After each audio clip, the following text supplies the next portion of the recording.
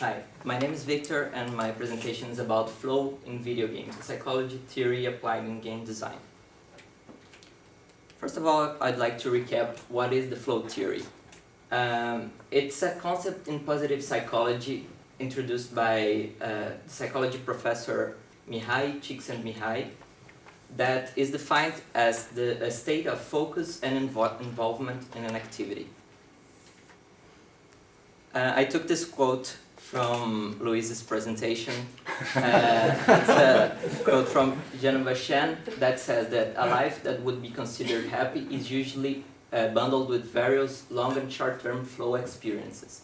So, for a well-designed game, we would want to induce the player into this flow zone and to give them this experience. How do we do that? The flow simply is defined as the balance between challenge and abilities of the player. And it may sound simple, but it's hard because in just one game you have to reach a lot of different players. What may sound challenging for one player may be fairly easy for another. So how can we reach more players using the flow theory? First of all, we can plan a target audience. This game is a good example of that. It's called XCOM Enemy Unknown, released in 2012, and it was made to be a remake of UFO Enemy Unknown, released in 1994. At the time, it was considered a very challenging game, and the developers of the XCOM knew that the market isn't really welcoming for challenging games nowadays. They were fully aware of that, so they tried to include mechanics that would allow new players to engage with the game. But nonetheless, the main audience was old fans of the UFO game and players looking for a tough challenge. So, if we want to, as game designers and developers, if we want to reach a greater audience, we have to split it into two categories: multiplayer games and single-player games. Multiplayer games have a very unique aspect because the challenge comes from other players' abilities. So you have to take that into account. And for that, you can, for example, use the matchmaking system, like in League of Legends, where you are placed in a match with players with similar skills as you. With that, you create a ranking system and you promote players as they do well on your game. And in League of Legends, the ranking goes from bronze to challenger. Unwillingly, you create a hostile environment with this ranking system, and players who are stuck in the lower skill levels feel really demotivated about your game. They feel like all their effort was in vain. They didn't get a good reward from it. And that's not what we want from our game. We want our players to feel motivated and to engage and be rewarded. I don't have the best solution for the multiplayer game system, but I would like to hear your suggestions at the end of the presentation. Now for single-player games, Geneva Shen talks about a personal flow where the player drives himself into the flow state. We can use, as developers, tools to make it as the player can choose the difficulty of the game, so he can adapt better to the play.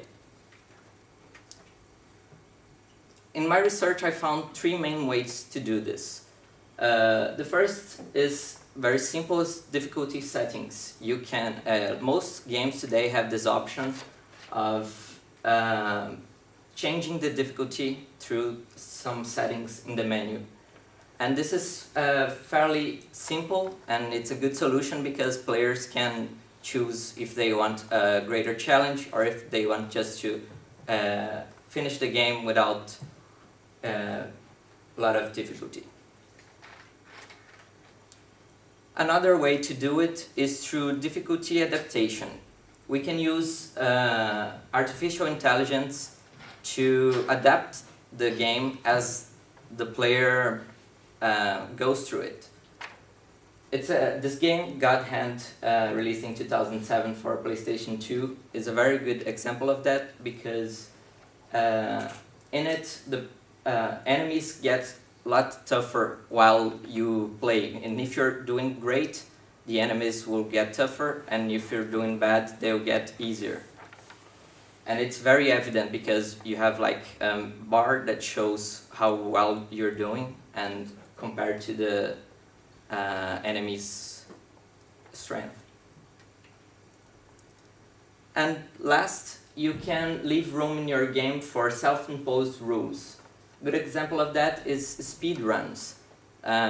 We see that some games, despite being old and a lot of people already finished them long time ago, with speed runs you add some replay value to your game, and you add a lot of difficulty and challenges for the players. Another good example of that I found was the Pokemon's Nuzlocke Challenge. And it is about some set of rules. I'm not sure who created them, but they are not rules that are imposed by the game. The player chooses the rules, and with that the game becomes a little harder and becomes a different experience. It becomes more dynamic. And in conclusion, despite of whatever game you want to create, there are a lot of options to make it challenging and to drive the player into the flow state so your game can be more engaging and rewarding. That's it. Victor, can I ask you, you seem to have accepted Csikszentmihalyi's flow theory, such as it is. Are there any critique you can make of it? It talks about the flow in a very simple way. It talks like it's just the challenge versus the ability. And it's a good way to look at things, but for a deeper understanding, there are a lot of other variations, a lot of other things you have to consider. Are there any other models? I haven't researched further into the subject. Okay, okay. Any other questions?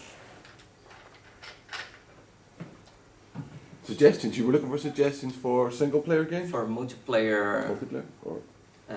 systems where the player can feel challenged. Just when you were talking about rankings and that thing, like I personally, when I was playing StarCraft 2, actually kind of had the opposite problem with rankings, where I played through a game and basically I got quit in the middle of a match, so that I ended up in a ranking, in a high level ranking, and I felt like I didn't belong there, I didn't want to be playing in that ranking.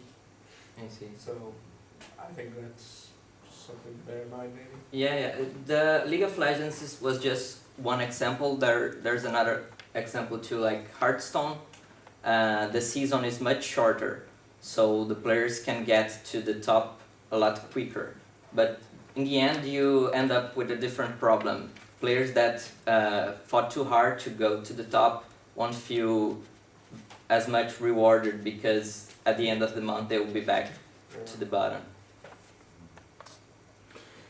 Your quotation from Chen there, he said that a life would be considered happy, full of long and short flow.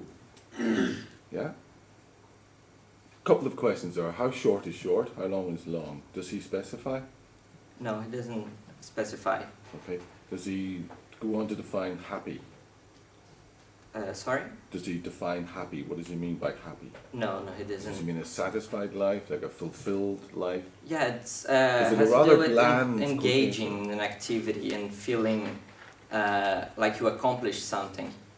And the flow state, I've seen some reference where it says that it's a state of fulfillment and accomplishment, but in other references it says like it's just a feeling of lack of Yeah. of things. Sentience. Yeah. There's lack of sentience. Lack- so how can yes. you say happy? Yeah. Yes, yeah. exactly.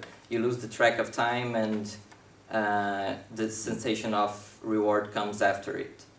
Yeah. So about long and short, we could compare to short bursts when you have like a game like Flappy Bird, you just play for a minute or two, or long game sessions where you sit in front of your computer for 5 hours and you don't even realize you spent that much. Absolutely. Absolutely. You think? Mm-hmm. You sure? Rock, paper, scissors. Do you think a game, if you were continuously in the flow for the whole game, would be a good game? Or no? Like if there were some parts where you had a challenge that was a small bit too hard, would that cause you to have the flow and not like the game? Or? That's a good question. A lot of games that I play, and I've experienced that, after a good challenge, they like give some time to the player for him to relax and to just feel as he accomplished something, and they just don't just throw every challenge at the player's face. So a good way to design a game is with a varying flow state, not just remaining in that state for too long. One game you might want to look at is Dark Souls and how it integrates multiplayer and single player together. From flow context, they're very well integrated. To access the multiplayer, you have to use in-game items, and single player, you don't have access to a menu. It's all done through the game, and it adds a little bit of dynamic difficulty as you get other people invading your world, trying to murder you. You might want to discuss it from that point of view. Dynamic difficulty again, like you did with God Hand. It's a little bit different, but Yeah, good suggestion. I don't know much about Dark Souls, but I'll give you a look. It's a good suggestion. Thank you. Just another suggestion when you were talking about player creating challenges within stuff.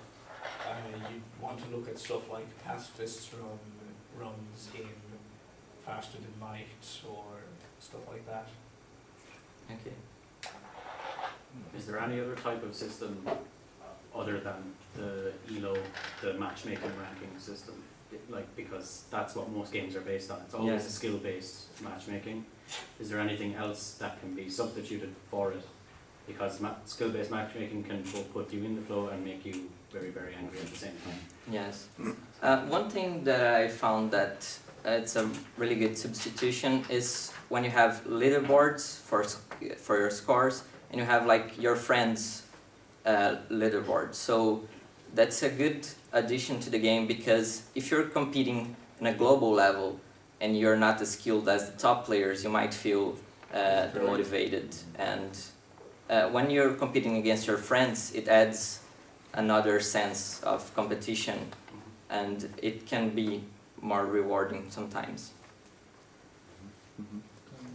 Yeah, just on the other question as well, you could look into stuff like in Team Fortress 2 and other games that have lobby systems, so you can join a specific server and play on DIM, and looking to see how that kind of would affect flow, because you're not matched up against people because of your skill, you're matched because they're in the same server as you. Yeah, good observation, yes. Although there's a certain thing to be said for that, where if you play on one server continuously, your skill level tends to kind of get to the same level as the other people who are playing on that server, or at least grow. At least that's my experience from playing on specific servers. Resident Evil 5 and 6 is kind of co-op matchmaking as well.